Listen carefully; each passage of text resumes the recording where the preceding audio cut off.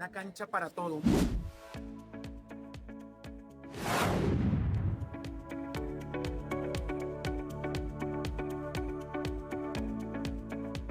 Un programa que tenemos en todo el estado portugués.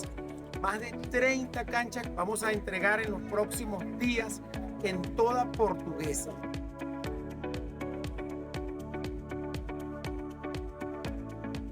Gracias al hermano presidente Nicolás Maduro, se hace en revolución.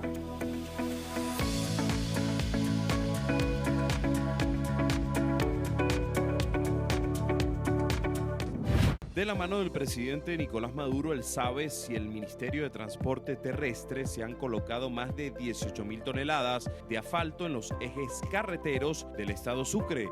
Llevamos más de 340.000 metros de vialidad demarcados para la seguridad y protección de conductores y peatones. No solo optimizamos las carpetas de rodamiento, diariamente realizamos la limpieza de brocales y cunetas brindando un drenaje eficiente. En Sucre garantizamos vialidades óptimas y seguras.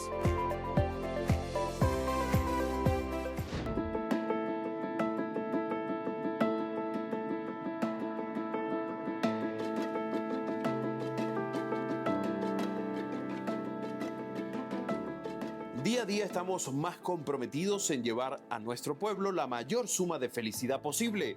Desde la alcaldía de Cumaná seguimos enfocados en fortalecer los servicios públicos, impulsar el deporte, optimizar la salud pública y embellecer los espacios para mejorar la calidad de vida de nuestros ciudadanos. Gracias al apoyo del presidente Nicolás Maduro Moros, continuamos transformando realidades, incrementando los esfuerzos para hacer de la primogénita una capital modelo. En Cumaná, ciudad mariscala y marinera, no nos detenemos. Con nuestro alcalde Luis y Fontes lo hacemos posible.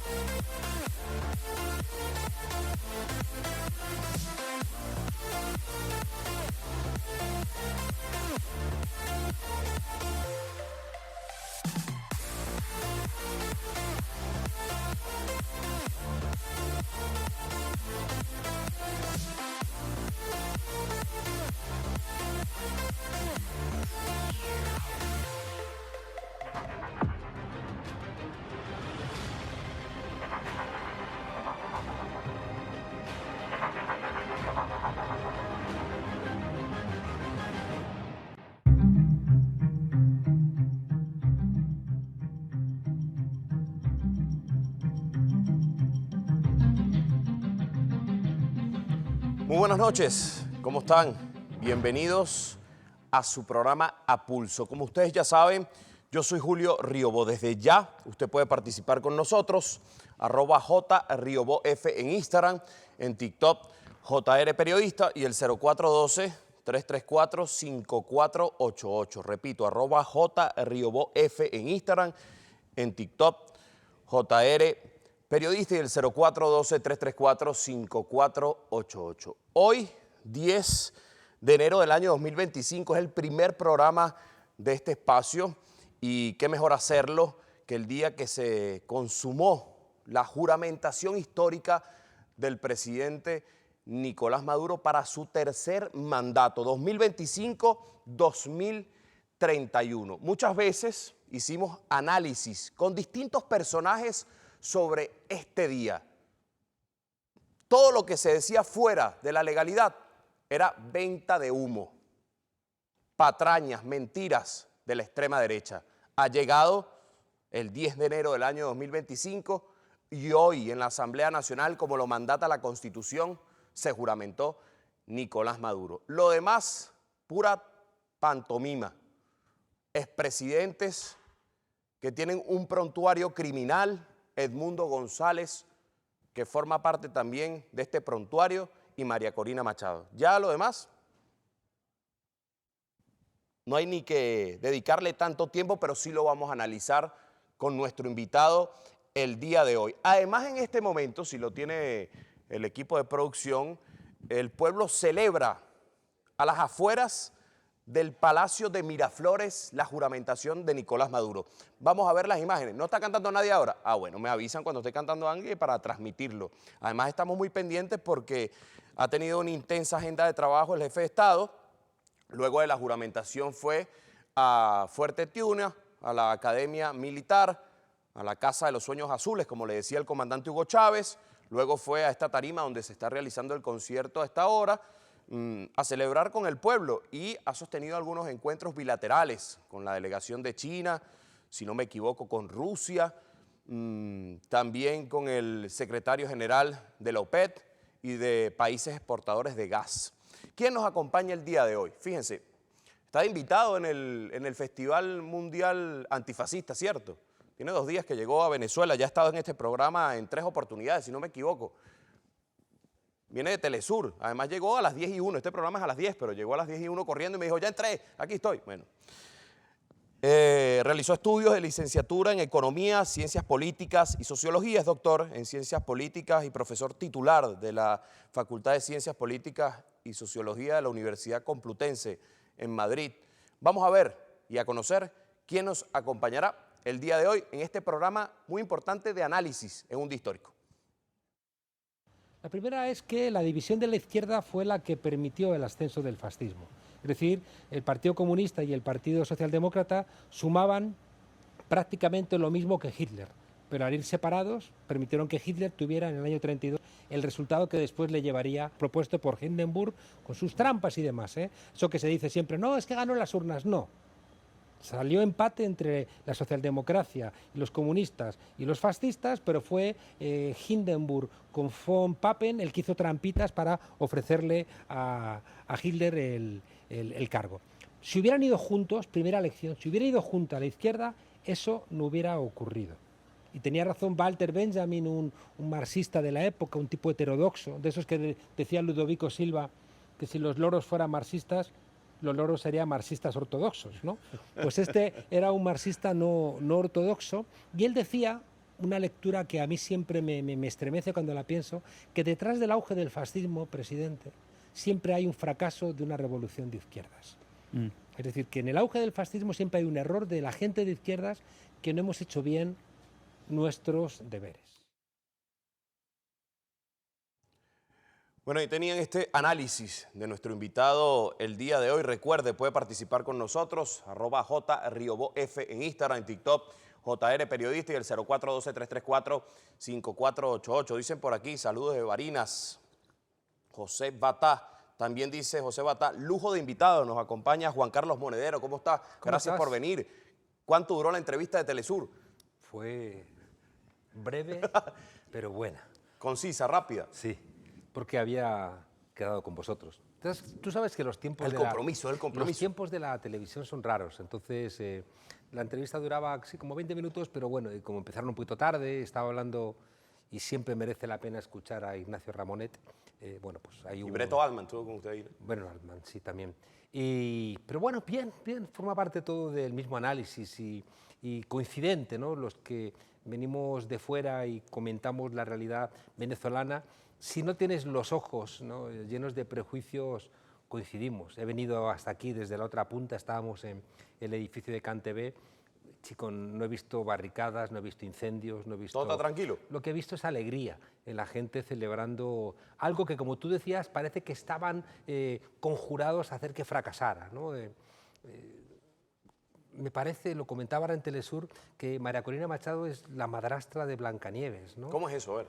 Bueno, pues tiene un espejo que le dice que es la más guapa, ¿no? Y siempre le dice que es la más guapa, y como solamente se mira en ese espejo, cree que es la más guapa. Y un día baja a la realidad y resulta que convoca a una manifestación y no hay nadie. Le dijo ese espejo que ella iba a ser presidenta. Claro, la presidenta iba a tomar el té con la reina de Inglaterra y con el presidente de los Estados Unidos, ¿no? Y resulta que luego en la realidad, pues lo que no ganó en las urnas tampoco lo gana en las calles. Y entonces monta el berrinche, articula una suerte de autosecuestro que me recordaba una cosa muy chusca en España, que le costó el puesto a quien lo hizo y un enorme escarnio y una burla al Partido Popular, porque un concejal de La Carolina, un pueblo de Andalucía, se autosecuestró, se metió en un coche, se metió en el en el maletero del coche y desde allí llamó a la Guardia Civil, me ha secuestrado ETA, ¿no?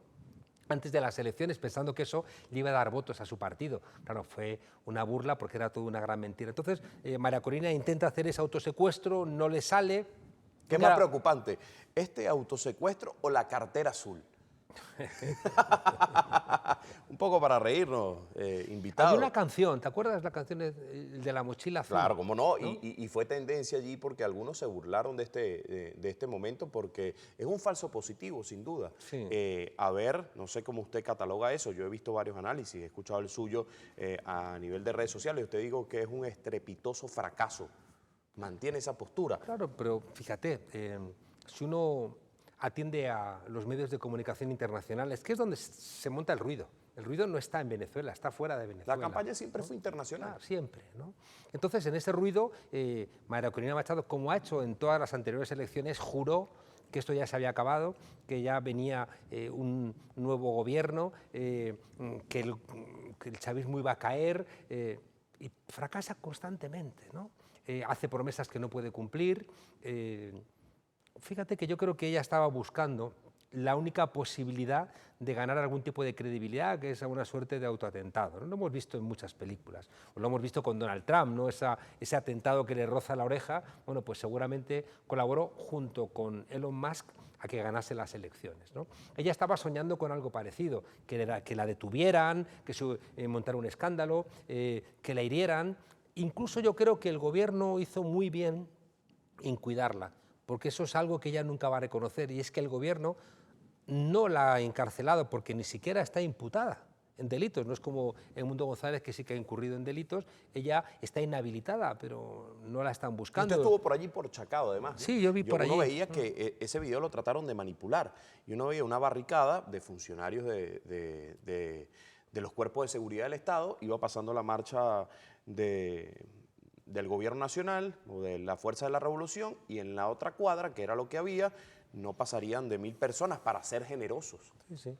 Y yo creo que hizo muy bien el gobierno en cuidarles, porque ya recordemos la experiencia de Puente Llaguno, ¿no? Es decir, que ellos no tienen ningún tipo de escrúpulos en matar a algunos de los suyos para intentar echarle la culpa al gobierno.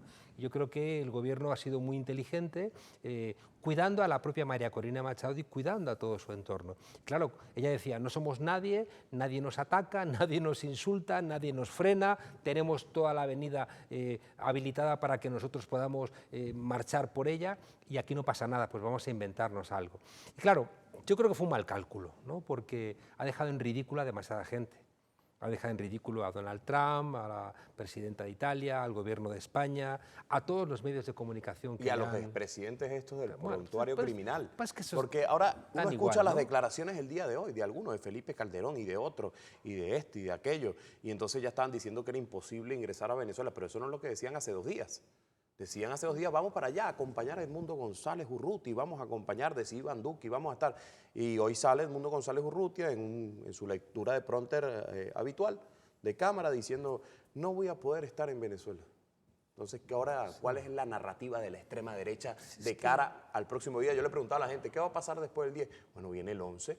El 11 de enero, ¿qué va a pasar? ¿Cuál es la narrativa ahora de la extrema derecha? No me quiero mucho enganchar con la extrema derecha, porque habría que también analizar el discurso del presidente Nicolás Maduro. Antes de eso, déjame plantearte que una cosa que yo contaba en broma, de un taxista negro, socarrón, caraqueño, ¿no? Que se montaron en su taxi para grabarle, y le dijeron, bueno, ya Guaidó, y va a cambiar todo, ¿no? Y con Guaidó va a haber una nueva Venezuela, y después de Guaidó esto va a ser mucho mejor. Y le decían al taxista, ¿qué cree usted después de Guaidó que va a venir? Entonces se gira el taxista y dice, pues después de Guaidó vendrá Guaitré, ¿no? Entonces, es verdad, ha venido Guaitré. El mismo guión, sin duda. Ha venido Guaitré, es decir, Edmundo González es la montaña que ha parido un ratoncito, ¿no? Esa promesa de que iba a llegar aquí, ¿no? Entonces, oye, pues no te han detenido a María Corina, no ha entrado no han entrado los vicepresidentes o los expresidentes, no ha pasado nada, todo ha sido bla, bla, bla, bla, bla, bla, y creo que también es justo que esos 5 millones, que son muchos, de venezolanos que votaron por la oposición, ya no les siga, porque han fallado en todas sus promesas. Y yo creo que Una de las cosas de hoy, aparte de que empieza un nuevo ciclo para la Revolución Bolivariana, que lo ha anunciado esta mañana el presidente de la Asamblea Nacional, creo que debiera empezar también un nuevo ciclo para la oposición. Deben cambiar radicalmente de liderazgos, deben cambiar radicalmente de la conducción política, que lo que busca es desconocer el resultado de las elecciones, desconocer la legalidad. Me ha llamado mucho la atención... ¿Esta oposición es tan nefasta como la oposición en España? No, es peor, porque la oposición en España ha ganado elecciones y la oposición en España está gobernando en algunos lugares. La oposición en España yo creo que tiene más debate interno que aquí, ¿no? Porque aquí nos hemos dado cuenta, la disputa que había en el entorno de Guaidó, que lo que estaban discutiendo es quién se quedaba la plata. Y es verdad que el Partido Popular también tiene muchos asuntos de plata, y una buena parte de sus peleas, cuando salen a la luz, es porque se pelean por el dinero, ¿no? Sobre todo en momentos de crisis, que había menos plata para robar, tienen 30 juicios abiertos, ¿no? Y entre ellos es verdad que no se pisan la manguera, pero cuando alguno cae, como que miran para otro lado y dicen, te han pillado, pues te fastidias, ¿no? Pero sí que son capaces de articularse, son capaces de ganar elecciones, mientras que la oposición venezolana, ¿qué ha hecho, no? O sea, si hubiera servido también la oposición para afianzar la crítica al gobierno, para que el gobierno hiciera mejor las cosas, dices, bienvenida sea, pero es que no sirven para nada. Han servido para que les roben a los venezolanos Citgo, para que les roben el oro, para hacer guarimbas, para detener la economía, para justificar las sanciones de Estados Unidos. Es una oposición que no es buena para este país. Y yo creo que, repito, los legítimos venezolanos que no estén de acuerdo con el gobierno, que siempre ocurrirá, ¿no? Debieran ir pensando en cambiar de oposición, en cambiar al Edmundo. Es que son todos gente que firmó el decreto de Carmona Estanga, son gente que ha apoyado golpes de Estado, son gente que reconocieron a un tipo que se puso a la banda solo, ¿no? Entonces, no tienen credibilidad. Solamente tienen el apoyo internacional y, repito, como la madrastra... Que algunos dicen por allí, no es el mismo apoyo internacional que tuvo en su momento Juan Guaidó, porque usted sabe que se hizo toda una componenda. Claro. El apoyo internacional de Edmundo González Urrutia es minúsculo. Claro, porque también gato escaldado del agua fría huye, dice el refrán, ¿no? Entonces le metieron mucho esfuerzo, algunos pusieron su credibilidad encima de la mesa por Juan Guaidó y al final fue un fiasco. Ha llamado la atención, lo venimos comentando, el tuit que ha puesto Donald Trump, ¿no? Si tú comparas el tuit que puso amenazando a Hamás, que soltaba los rehenes, o iba a caer el infierno sobre lo que queda de Gaza, y en cambio el tuit que puso, torpe, ¿no? Ante el falso secuestro de María Corina Machado, no era una cosa muy beligerante, ¿no? Entonces, uno tiende a pensar que Trump es más pragmático que los demócratas. Lo hemos comentado muchas veces, ¿no? Los demócratas parece que son mejores porque son los que están más cerca de los sindicatos, los que son más liberales en los comportamientos privados, pero son los que luego hacen más guerras. Uno recuerda de cerca la visita de, por así llamarlo, esta pantomima que montaron de la visita de Edmundo González Urrutia a Argentina con Javier Milei, y el día antes sale un senador, Bernie, a decir: ¿con quién va a trabajar el presidente? ¿Con quién va a trabajar el presidente Donald Trump? Con el presidente Nicolás Maduro, con quien se va a juramentar el día de hoy. Claro, Bernie Moreno, si no me equivoco. Sí, el nombre. eso ya lo han reconocido toda la gente sensata cuando habla contigo, te reconoce que reconocer otra vez, ¿no?, a Edmundo González, como se hizo con Guaidó, es absurdo, porque saben que van a tener que negociar cualquier realidad con el presidente legítimo, que es el que tiene las riendas del país, ¿no? Ya repito, como han hecho tanto el ridículo, y lo último ha sido este tiro en el pie que se ha pegado María Corina Machado inventándose el secuestro, que ha dejado como idiotas a todos sus grandes apoyos. El diario El País, otra vez. Yo vi hoy distintos medios, Caracol, CNN, El País, pidiendo disculpas. En Infobae, claro, o sea...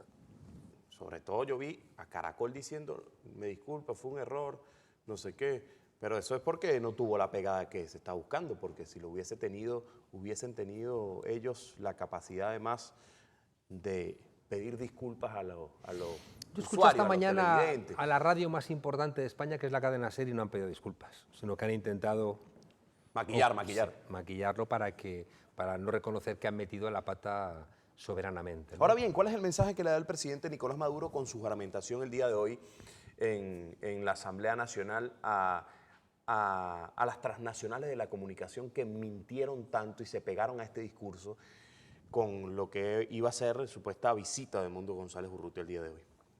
Debiéramos aprender que ya no se puede negociar con los medios de comunicación. Quien lo ha intentado le ha salido mal, lo intentó Néstor Kirchner, lo intentó Correa, lo intentó Evo Morales, lo intentó Pedro Sánchez y no sale. Los medios de comunicación son armas de desinformación masivas al servicio de intereses particulares y quien quiera negociar con ellos pues va a terminar entrampado, ¿no? Igual que tenemos que ir pensando en redes sociales públicas, no podemos entregarle a dos tipos que además tienen una posición genuflexa, en el caso de Zuckerberg, que se ha arrodillado ante Donald Trump, diciéndole todos los elementos de verificación de la información que teníamos desaparecen. Ahora ya cualquiera puede mentir en Facebook, ¿no? Porque se lo ha pedido Donald Trump. Y Elon Musk, que ha convertido la red X en un manipulador masivo y que encima se permite el lujo de ir a Alemania a pedir el voto para los nazis, para Alternative für Deutschland, o va a Inglaterra y distribuye bulos contra el primer ministro, que tiene que el primer ministro de Gran Bretaña salir a un empresario millonario a decir usted está mintiendo. Y dices, ¿esa es la democracia que tenemos? No. O sea, lo de las redes sociales hay que solventarlo de raíz. Y de paso también lo de unos medios de comunicación que llevan mucho tiempo mintiendo. Desde el año 75, el think tank por excelencia de la derecha neoliberal, que estaba en lo que se llamaba la trilateral, en un documento del año 75 dicen es la última vez que dos periodistas tumban al presidente de los Estados Unidos, por el caso del Watergate. Y es la última vez, dicen textualmente en ese libro, La crisis de la democracia, es la última vez que los medios de comunicación predisponen a la opinión pública contra el gobierno en una guerra.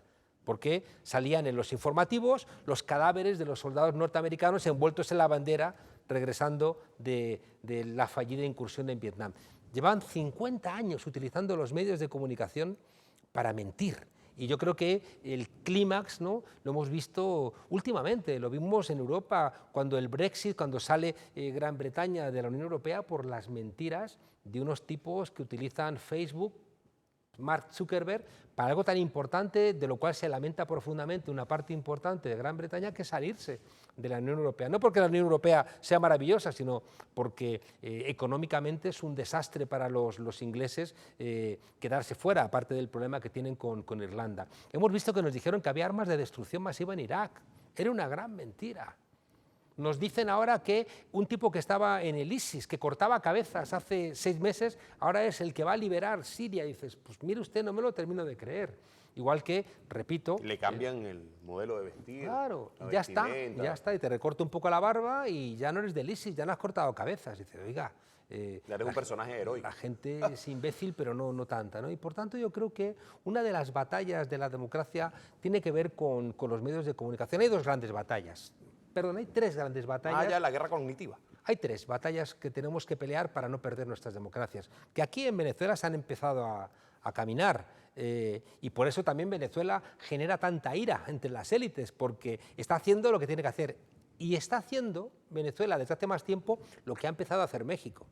Y por eso también México están acusándolo de ser una dictadura. ¿Cuáles son los 3 grandes problemas que tenemos en nuestros países? Uno es la judicatura, es decir, el lawfare, jueces, que son unas minorías que no se parecen a nuestros países. En España, 1/3 de los jueces están vinculados al Opus Dei. En España, el Opus Dei es el 0,0000 de la población. Por tanto, los jueces no se parecen a la España a la que juzgan. Por tanto, tenemos que hacer algo con los jueces, porque los jueces son los que apoyan a la derecha y a la extrema derecha y persiguen a la izquierda. Correa tiene que vivir fuera de su país, quisieron meter en la cárcel a López Obrador, quisieron también imputar a Claudia Sheinbaum, en todos los países, a Podemos en España, en todos los países, a Petro, en todos los países los jueces, si no los reformas, te meten en la cárcel como hicieron con Lula, aunque luego 562 días después otro tribunal te saque. ¿Por qué sacaron a Lula? Esto también es conveniente que la gente lo sepa, porque cambió al Tribunal Supremo. Si no llegan a cambiar al Tribunal Supremo, Lula se pudre en la cárcel. Entonces, claro, ¿qué ha hecho, por ejemplo, México? Acaba de hacer una reforma constitucional para que sea el pueblo el que elija a los jueces, algo que se ha hecho aquí también con los jueces de paz, ¿no? Entonces, claro, está la derecha mundial, y no solamente la derecha diciendo hay una dictadura en México. Oiga, dictadura es cuando hay jueces del Tribunal Supremo en Estados Unidos nombrados por Donald Trump que le declaran libre de todo tipo de pecado. ¿Cuáles son los otros dos aspectos? El otro es los medios de comunicación. Y fíjate, tanto la división de poderes como la esfera pública son dos de los pilares de los gobiernos representativos. Porque hay otra cosa que la gente tiene que saber. Llamamos democracia a nuestros gobiernos, pero no son democracias. Democracia es lo que había en el mundo griego, el kratos del demos, el poder del pueblo, ¿no? Y que tenía que ver con la participación directa del pueblo. Algo que también en Venezuela se empezó a hacer con el presidente Chávez. Aquí lo que tenemos son gobiernos representativos. Tú eliges a un representante y hasta dentro de 4, 5, 6 años no puedes saber nada. Por eso aquí se metió en la Constitución el revocatorio de los mandatos, porque el pueblo, si es soberano y hay un poder constituyente en el pueblo, si un líder se presenta a unas elecciones como alcalde o lo que sea, o presidente o diputado, y lo hace mal, el pueblo tiene que poderle rendir cuentas. ¿Qué ocurre con la esfera pública? Que la esfera pública es la que permite que tú puedas autorizar a tu representante o desautorizar a tu representante, pero tienes que tener información. Por eso las democracias, en el entorno de la Revolución Francesa, nacen en los clubes, en los cafés, en los lugares donde se debatía. Si hoy resulta que la información la obtenemos de Twitter y resulta que el dueño de Twitter miente constantemente y aquello es una cacofonía donde no puedes hacerte idea de lo que realmente pasa, has sepultado el segundo gran pilar de nuestros gobiernos representativos. Alguien me va a decir a mí, como dice la teoría clásica, que no, es que de la discusión en el Parlamento de partidos que representan intereses diferentes, sale el interés conjunto del país, decía Edmund Burke, que se llamaba como Edmundo, en vez de González Burke, ¿no? Entonces, resulta que ellos te decían, claro, ¿por qué te decían esto? Porque solamente votaba la burguesía y todos los que había en el Parlamento eran burgueses. Entonces, lo que hacía el Parlamento era, de alguna manera, conciliar intereses entre burgueses para que no se mataran entre ellos. Pero cuando el pueblo entra en el Parlamento, ¿sigue siendo válido eso? A la gente que nos está escuchando, yo les pregunto, ¿de verdad alguien que nos escucha cree que de la discusión, que del debate entre el Partido Republicano en Estados Unidos y el Partido Demócrata sale el interés del conjunto de los estadounidenses? Eso es una mentira, es una trola, es un gran engaño.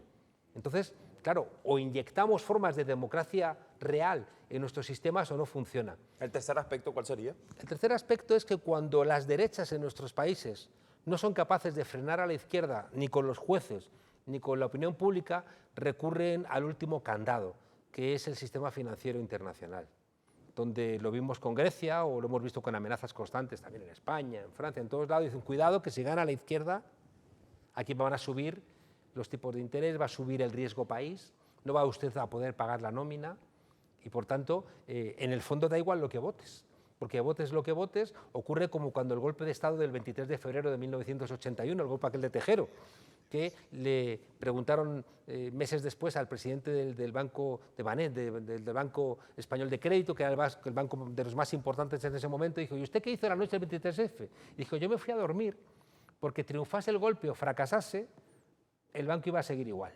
¿no? Entonces, claro, es decir, que ellos tienen un blindaje que o lo rompemos o no vamos a ningún lado. Contaba estos días algo que me parecía muy hermoso y que también tiene que ver con el odio que le tenían las élites al comandante Chávez. En un momento dado, Argentina tenía un default de 14.000 millones y el Fondo Monetario Internacional dijo, yo te los presto, pero, ya sabes, vender empresas públicas, cerrar hospitales, cerrar escuelas. Y el presidente Chávez dijo, yo te los presto. Y 6 meses después, Argentina le devolvió a Venezuela con sus intereses correspondientes ese dinero y no tuvo que arrodillarse. Una de las cosas que planteó el presidente Chávez en su momento era crear un Banco del Sur. Una de las cosas que están haciendo ahora los BRICS, es decir, vamos a crear un Fondo Monetario Internacional de los BRICS y un Banco Mundial de los BRICS. Y si sigue con esa actitud Naciones Unidas, donde un país, uno, impide que se hagan sanciones contra Estados Unidos, contra Israel por el genocidio, pues vamos a tener que crear otra Asamblea de Naciones Unidas. una intensa agenda de trabajo, lo comentaba más temprano, que ha tenido el día de hoy el presidente Nicolás Maduro.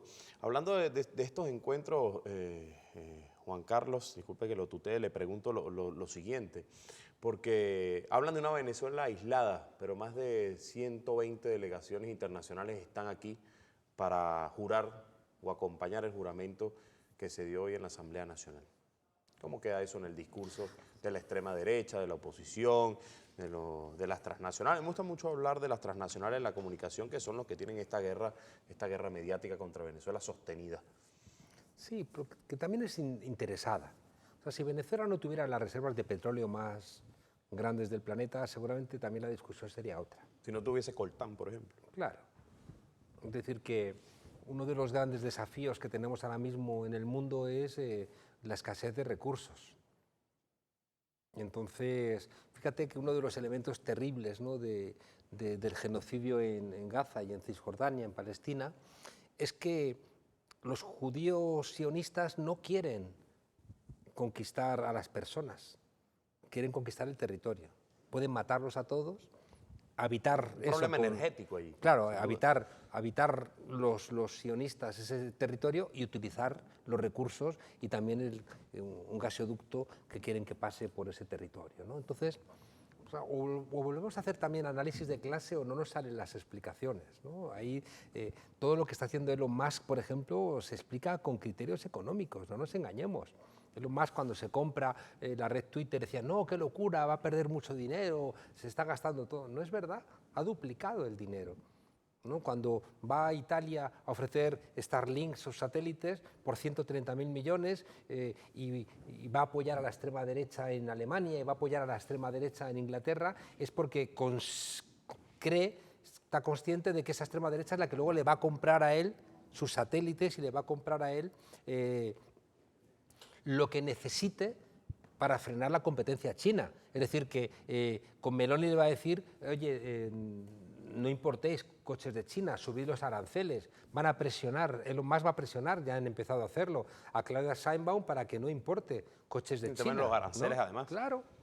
Entonces, hay una parte económica en todo esto y los medios de comunicación son empresas de medios de comunicación al servicio de sus grandes tenedores. Es decir, que los grandes medios de comunicación tienen detrás fondos de inversión o millonarios. O sea, Jeff Bezos se compra el Washington Post, ¿no? Entonces, y le prohíbe que pidan el voto para Kamala Harris. Es decir, el diario El País, hay detrás intereses económicos absolutamente claros y son intereses que también se manifiestan en Venezuela, se manifiestan en Colombia. Entonces, claro, esos grandes conglomerados mediáticos, informar es lo de menos. Lo que les interesa es lo que menos importa. Claro, lo que les interesa es hacer valer una lectura que sea funcional a sus intereses económicos. ¿Por qué y cómo el presidente Nicolás Maduro ha derrotado a la administración saliente de Estados Unidos? Lo decía el jefe de Estado el día de hoy. Sí, yo creo que yo suelo poner el ejemplo de la coherencia de Andrés Manuel López Obrador y de Nicolás Maduro, ¿no? Que son dos líderes que han tenido siempre un mismo criterio y que no han hablado diferente teniendo enfrente a Biden, al rey de España, a la patronal, no. No se amilanan. No, y han tenido siempre el mismo discurso y luego además también los dos han sido coherentes entre lo que dicen y lo que hacen. Y eso el pueblo lo ve. Yo estuve en la campaña electoral aquí y vi un amor del pueblo de Venezuela, el pueblo chavista, claro. Los que no son chavistas no le querrán, ¿no? Pero vi un cariño, ¿no?, del chavismo hacia Nicolás Maduro que yo no había visto en mucho tiempo, desde los tiempos de Chávez. Y usted viene de hacer la peregrinación, de estar en algunos momentos, yo lo recuerdo, en algunos lugares y uno veía el contacto directo del pueblo con el presidente. Lo veía, se echaban a la calle, a tocarle, a saludarle, ¿no? Entonces, esa comunión la tienen los que entienden a su pueblo, los que son coherentes con su pueblo y los que mantienen un solo modo de pensar que su pueblo identifica como correcto, ¿no? Entonces, ya te digo, Nicolás Maduro lo ha hecho y Estados Unidos ha intentado apretar las tuercas, vaya, se ha intentado. Recuerdo aquella frase de Nixon, vamos a hacer chillar a la economía chilena, ¿no? Cuando la huelga aquella de los transportes con Kissinger, ¿no?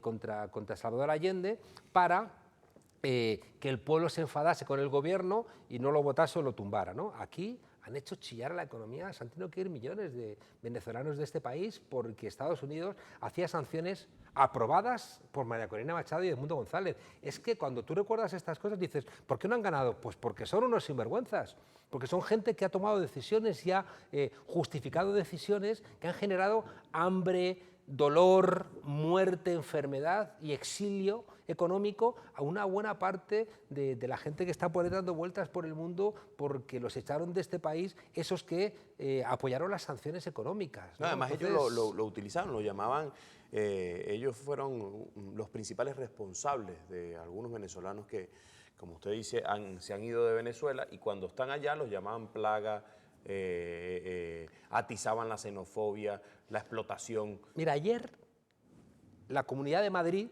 y la Alcaldía de Madrid es donde está la derecha más extrema gobernando en España.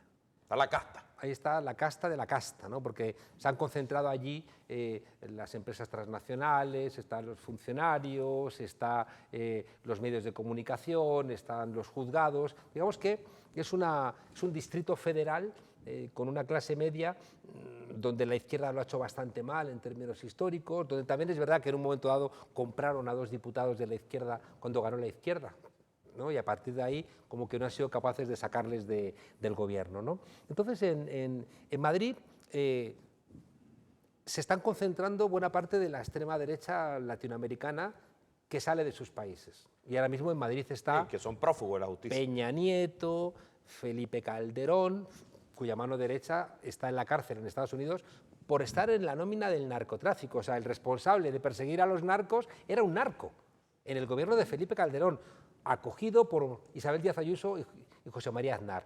Está allí, ya digo, Salinas, Peña Nieto, Felipe Calderón. No puedo hablar de la extrema derecha, Leopoldo López, Antonio Ledezma. El padre de Leopoldo López lo metieron en las listas en el Europarlamento solo una vez, no dijeron ni una más, ¿no? No sé qué haría ese señor, pero no lo quisieron que estuviera allí más. Bueno, el caso es que en Madrid hay como en torno a 40.000 venezolanos, solo en Madrid. En el resto de España hay muchos más, ¿no?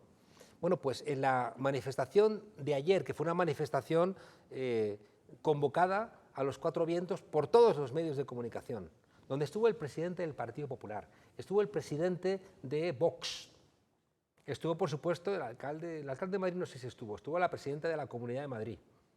Reunieron a 4.000 personas, a 4.000, es decir, muy poquita gente. Yo creo que los venezolanos que están en Madrid trabajando, pedaleando, muchos de ellos, ¿no? De riders, pues yo creo que se dan cuenta de que esa gente que quiere ejercer el liderazgo de la oposición no tiene nada que ver con ellos. Hay alguien que se pregunta, ¿y por qué no ha tenido éxito la convocatoria de María Corina Machado ayer aquí en Caracas? Pues porque la gente ha visto que al tiempo que ellos estaban saliendo a la calle a pelear por lo que creen que son sus intereses... Hay uno jugando pádel, ¿verdad? Estaba jugando al pádel Guaidó en un gimnasio de élite, ¿no? Entonces la gente no es pendeja y la gente dice, pero esta gente no me representa. Y por eso te decía que le recomendaría a la oposición que empiece buscando otros líderes. Y se puede, o sea, la derecha ha tenido buenos líderes contra la izquierda, los ha tenido, ¿no? En Checoslovaquia estaba Václav Havel, Lech Walesa en Polonia, gente que luego no eran a lo mejor tan luminosos como parecía, pero bueno, fueron capaces de aunar a la gente. Pero es que los de aquí, uno era el filósofo del Zulia, ¿no? Dices, hombre, Manuel Rosales tampoco es que fuera el lápiz más afilado del estuche, ¿no? Entonces, claro, entonces, pero bueno, que va a abrazar con los brazos, decía en su momento, ¿de verdad? Si me matan y yo me muero, son frases icónicas de Manuel Rosales. Se reía Chávez de él. Pero luego María Corina Machado, una señora exacerbadamente llena de ira, ¿no? Edmundo González, con un pasado turbio, y luego un señor que tampoco era muy creíble, Julio Borges, Leopoldo López, ¿no? Dices, es que son gente que no generan confianza. ¿Y sabes qué creo que hay de fondo?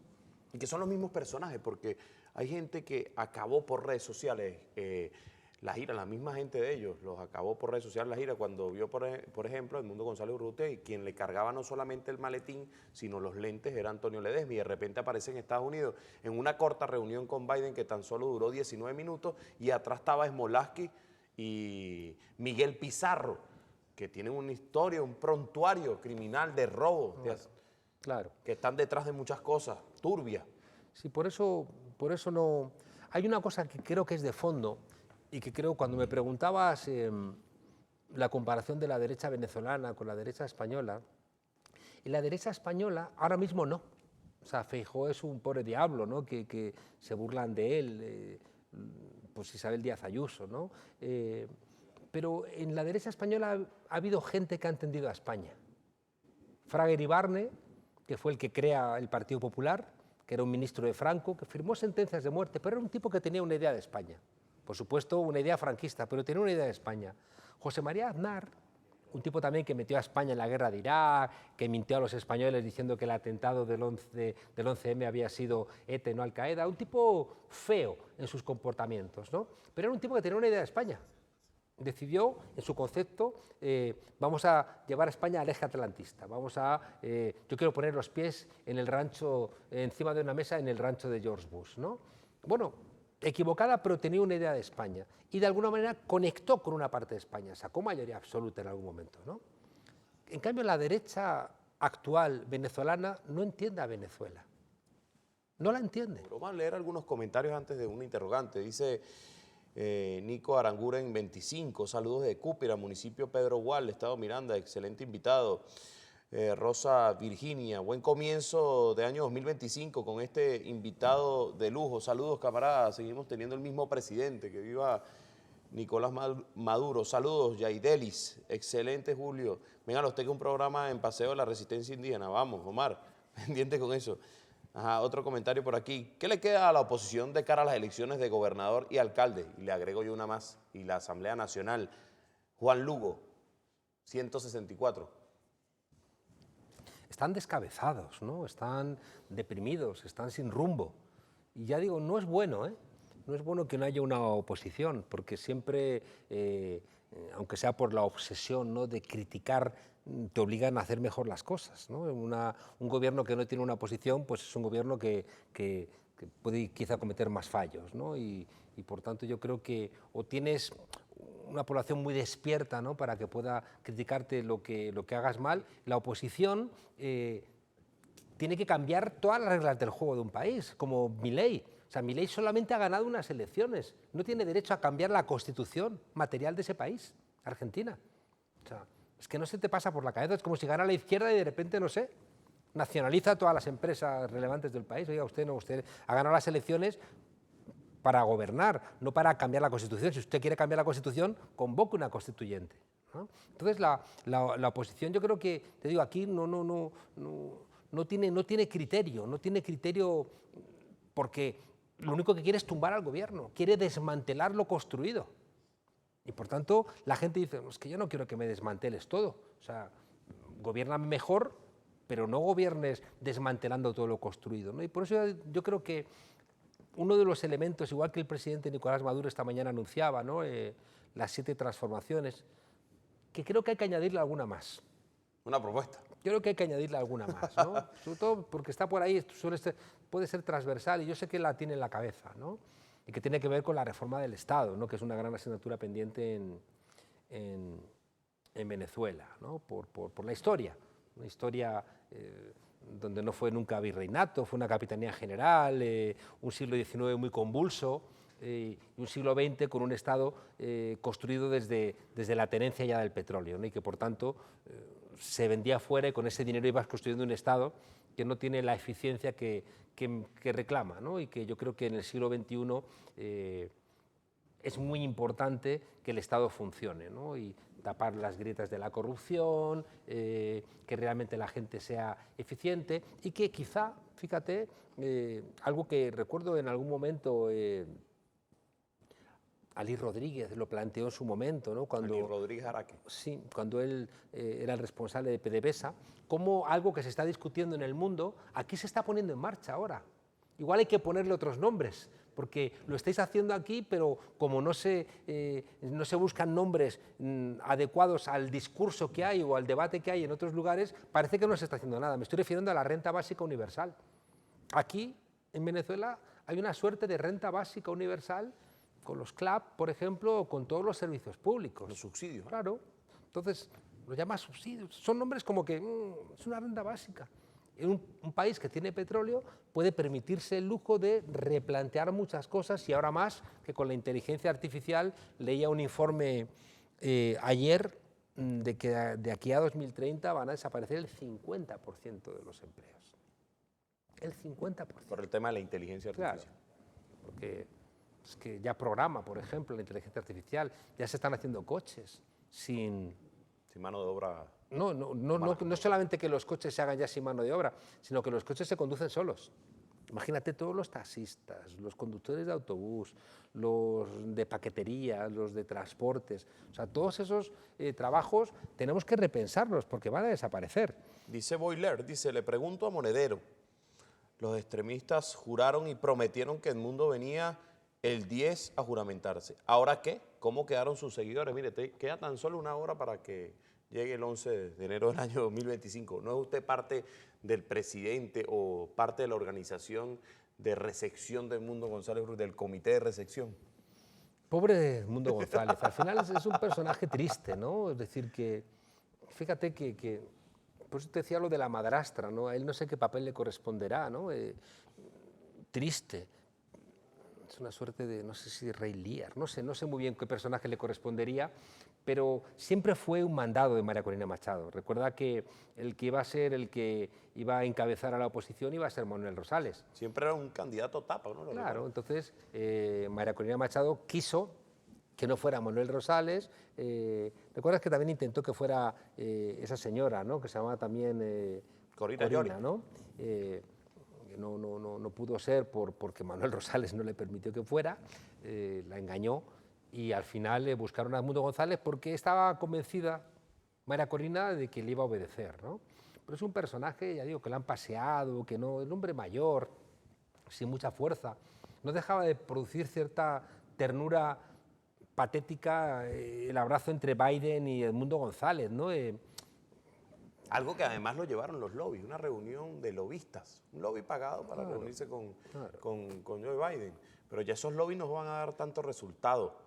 No. Es lo más seguro. No, yo creo que va a haber un pragmatismo en Donald Trump. No sabemos lo que va a hacer, ¿eh? O sea, Donald Trump puede salir por cualquier lado y hacer cualquier barbaridad. Y yo creo que hay que estar preparados para cualquier salida loca, ¿no? Porque la puede hacer.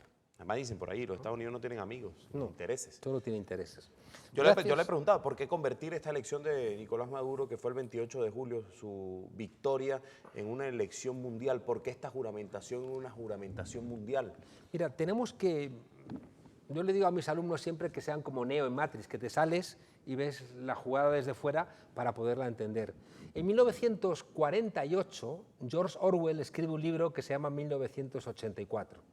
Que recomiendo a toda la gente, ¿no? Que nos está escuchando que lo lea, ¿no? Es donde habla del gran hermano te vigila, es como una distopía, que es una utopía negativa, es un libro muy fresquito que se lee muy bien y que nos explica muchas cosas de nuestro mundo. Una de las cosas que cuenta George Orwell en ese libro, terminada la Segunda Guerra Mundial, es que los sistemas políticos occidentales necesitan enemigos. Y siempre, desde finales de la Segunda Guerra Mundial, está el enemigo soviético, en el mundo asiático iban construyendo también sus propios enemigos, Hollywood ha sido un espacio también de construcción de ese enemigo, uno mira las películas de James Bond siempre peleaba contra el enemigo que tenía el imperio en cada momento dado. Todo eso va generando un corpus que después se traslada a la política. Y desde hace 25 años empezaron a disparar contra Venezuela con una construcción mediática muy sólida, a la cual le han metido mucho dinero. Es verdad que Venezuela hizo sus deberes, es decir, que cuando el presidente Chávez monta la UNASUR, monta la CELAC, dice que la OEA no vale, no permite que Estados Unidos, que no ocurra como le ocurrió al pobre Bolívar en el Congreso de Panamá, que él dice que no estén allí, lo recordaba esta mañana el presidente Maduro. dice en el Congreso de Panamá que no vengan los norteamericanos y Santander invita a los norteamericanos, ¿no? Bueno, pues la OEA no estaba invitada ni a la UNASUR ni a la CELAC. Reactiva la Organización de Países Productores del Petróleo para que suba el precio. Organiza el ALBA. Permite que entren por vez primera China y Rusia en América Latina. Empieza a hablar de multilateralismo, es decir, fíjate que cuando Fukuyama, el discípulo de Samuel Huntington, que es el que te decía antes que hacía ese libro en el año 75 donde dice que nunca más los periodistas pueden tumbar al presidente del gobierno, que nunca más los medios de comunicación tienen que generar animadversión de la opinión pública contra su gobierno en una guerra, ese era Samuel Huntington, su discípulo era Fukuyama, el que en el año 92, cuando cae la Unión Soviética, en el año 91, escribe El fin de la historia y dice que ya nadie puede ir más allá de la democracia liberal, burguesa representativa y del modelo neoliberal. Y resulta que, eso lo dice en el año 92, y en el año 92, ¿qué se levanta? Se levantan los zapatistas. El Ejército Zapatista de Liberación Nacional en México contra el Tratado de Libre Comercio. En el año 94 se levanta el comandante Chávez contra las medidas neoliberales del gobierno. Ya se había levantado el pueblo en el año 89, en el Caracazo. En el 92. En el 94 se levanta, ¿no? En el 89 es el Caracazo, ¿no? Antes, en el 88, en México también hay una respuesta, que ahí está Cuauhtémoc Cárdenas y ya estaba Andrés Manuel López Obrador, frente al PRI, que se ha hecho neoliberal desde el año 82. Es decir, va habiendo un acumulado de respuestas frente al modelo neoliberal donde los pueblos también van generando su conciencia. Y claro, el modelo que creía que lo de Fukuyama era en serio y que ya no iba a haber nunca más problemas, empieza a encontrarse que hay muchos problemas. Se levantan pueblos en muchos lugares, hay protestas en África, hay protestas en Asia, hay protestas en Europa, al final va a haber protestas hasta en Wall Street. Y claro, ¿cuál es el referente de todo eso? Pues el referente de todo eso empieza a ser Venezuela. Y de repente logra el comandante Chávez algo se que en un mundo... también, además, el presidente Nicolás Maduro un referente como líder. Pero fíjate, es que además, en nuestras sociedades que son tan mediáticas, el presidente Chávez empieza...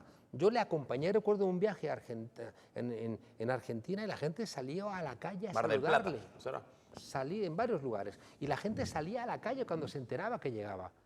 O iba a África y era espectacular, o iba al mundo asiático y la gente lo recibía como si fuera un líder de los que leemos en los libros de historia, ¿no? Se hace amigo de Maradona, le hacen películas en el Mar del Plata que acabas de mencionar. Un referente, sin duda, un referente. Claro, en el Mar del Plata le dicen a George Bush que no. Entonces George Bush no entiende qué demonios está pasando, ¿no?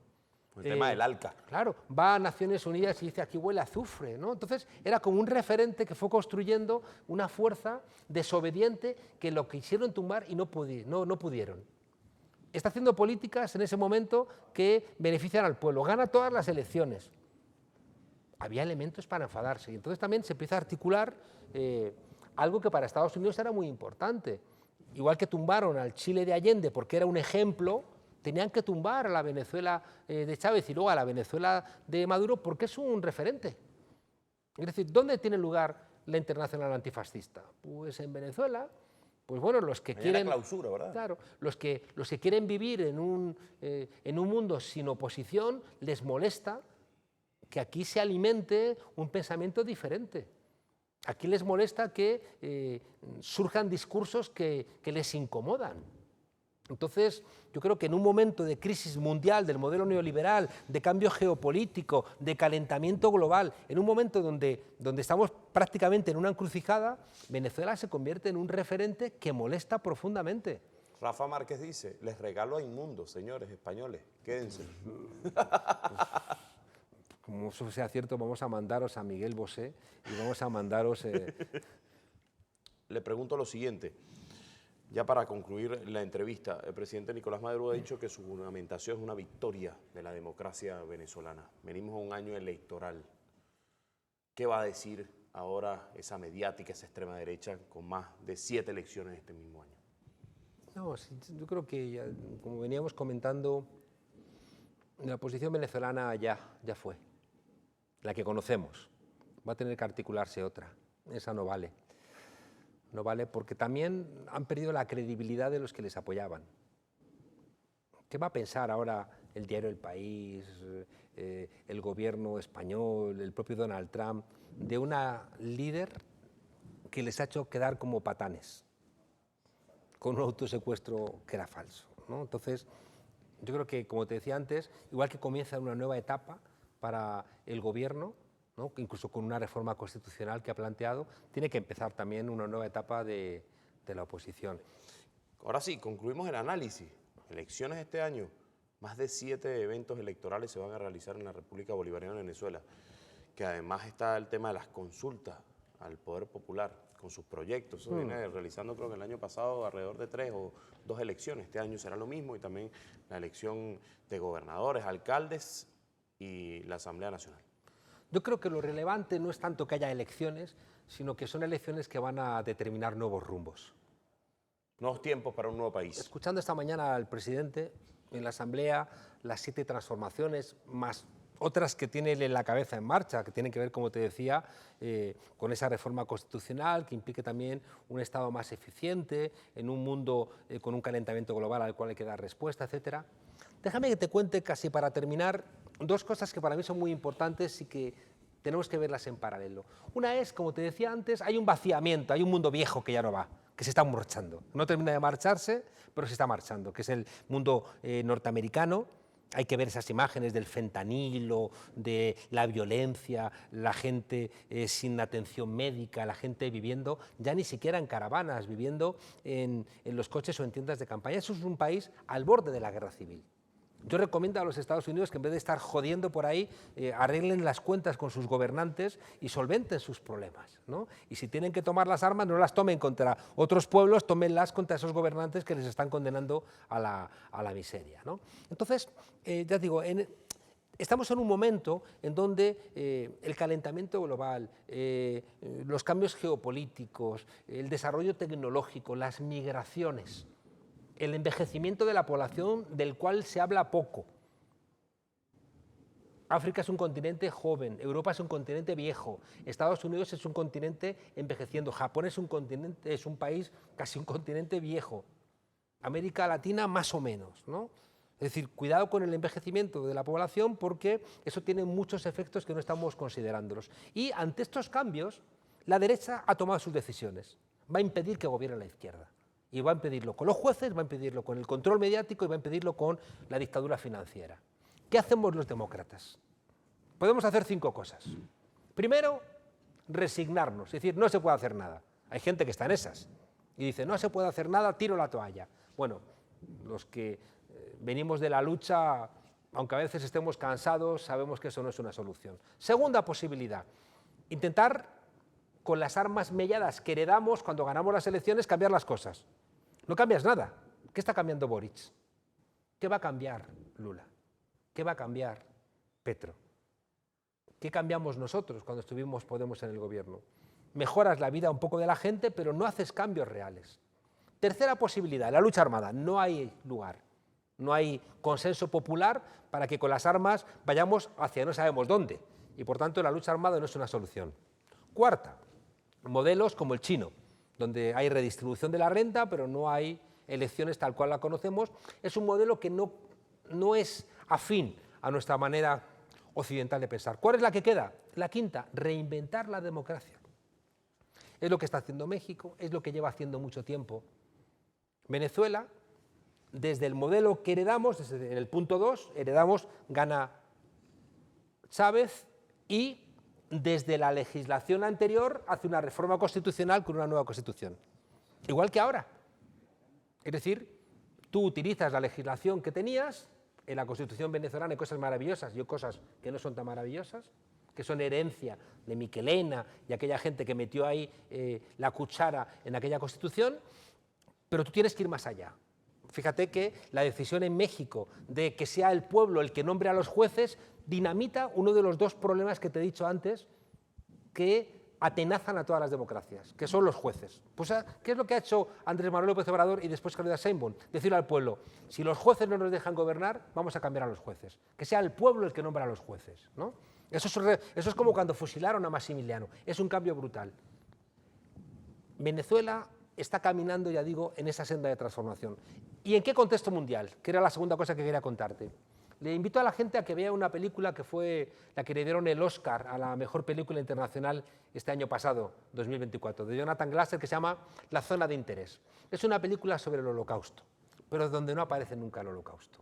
Está ahí Auschwitz, que nunca la ves, se oye alguna vez algún disparo, algún gemido, aparece el humo, pero no se ve. Lo que se ve es la casa que hay al otro lado del muro, donde vive Rudolf Höss y su familia, con su mujer Hedwig y sus niños rubios. Y es la vida del comandante del campo con su familia, donde detrás, ya digo, aparece el humo, donde están masacrando a judíos, comunistas, gitanos y demás, pero no los ves. Creo que es una buena metáfora de donde está el mundo ahora mismo. Hay un enorme campo de concentración en muchos lugares. Al lado, te termino, al lado de ese campo de concentración hay una casa donde viven jerarcas y gente sirviendo a los jerarcas. Y fuera, que no sale en la película, hay gente que dice hay que asaltar el campo de concentración, hay que acabar con los nazis y hay que liberar a los prisioneros. Cada uno que se coloque donde quiera. Yo creo que la posición correcta es asaltar el campo de concentración, liberar a los prisioneros y exterminar a los nazis. También agradezco a Juan Carlos Monedero por haber venido a este programa a pulso. Gracias por estar aquí. Gracias a vosotros, porque creo que, como decíamos, Venezuela está marcando pauta. Y seguirá marcando. Y cada uno ponéis vuestro grano de arena, ¿no? Cualquier esfuerzo, creo que al final se expresaba en lo que ha pasado esta mañana. Ha sido muy emocionante ver que el pueblo, ¿no?, ha abordado esa banda presidencial, ¿no? Es muy emocionante como metáfora, ¿no? No es como Carmona Estanga, que se la compró en Madrid, ¿no? Los golpistas, en un sitio caro. Es el pueblo haciéndola. Y creo que hay un mensaje hermoso en este esfuerzo que hacéis todos, cada uno desde vuestra trinchera, porque también es el mensaje de que esos pequeños granos de arena, ese pequeño trabajo del colibrí que hace su parte, al final consigue que este país, pese a todo el intento del imperio, como Espartaco derrotó al ejército romano, yo creo que Venezuela ha derrotado a los que querían ponerla de rodillas. Y creo que ese es un ejemplo para todos los que quieren pelear en el mundo. Así que gracias a vosotros. Bueno, nos despedimos. Nos vamos por aquí. Nos vamos y nos vemos el próximo viernes a las 10 de la noche. Agradezco a mi casa venezolana de televisión, Radio Miraflores, La Voz de la Verdad, la Radio del Sur, Telearagua y TV Fan por transmitir este programa en tiempo real. Si se sintonizó tarde, lo puede hacer el día de mañana a las 10 de la noche por TVS. Que tengan feliz fin de semana.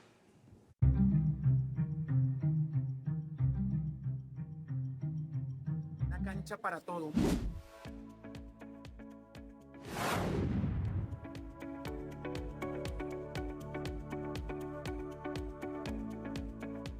Un programa que tenemos en todo el estado portugués. Más de 30 canchas vamos a entregar en los próximos días en toda Portuguesa.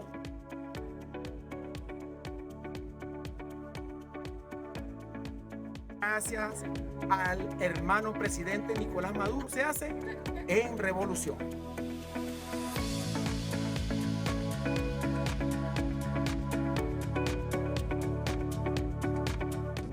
De la mano del presidente Nicolás Maduro, el SABES y el Ministerio de Transporte Terrestre se han colocado más de 18.000 toneladas de asfalto en los ejes carreteros del estado Sucre. Llevamos más de 340.000 metros de vialidad demarcados para la seguridad y protección de conductores y peatones.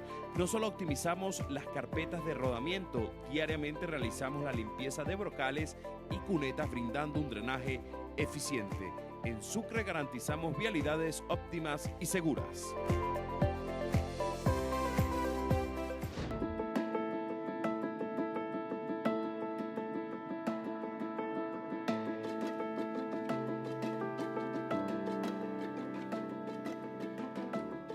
Día a día estamos más comprometidos en llevar a nuestro pueblo la mayor suma de felicidad posible. Desde la alcaldía de Cumaná seguimos enfocados en fortalecer los servicios públicos, impulsar el deporte, optimizar la salud pública y embellecer los espacios para mejorar la calidad de vida de nuestros ciudadanos. Gracias al apoyo del presidente Nicolás Maduro Moros, continuamos transformando realidades, incrementando los esfuerzos para hacer de la primogénita una capital modelo. En Cumaná, Ciudad Mariscala y Marinera, no nos detenemos. Con nuestro alcalde Luis Ifontes lo hacemos posible.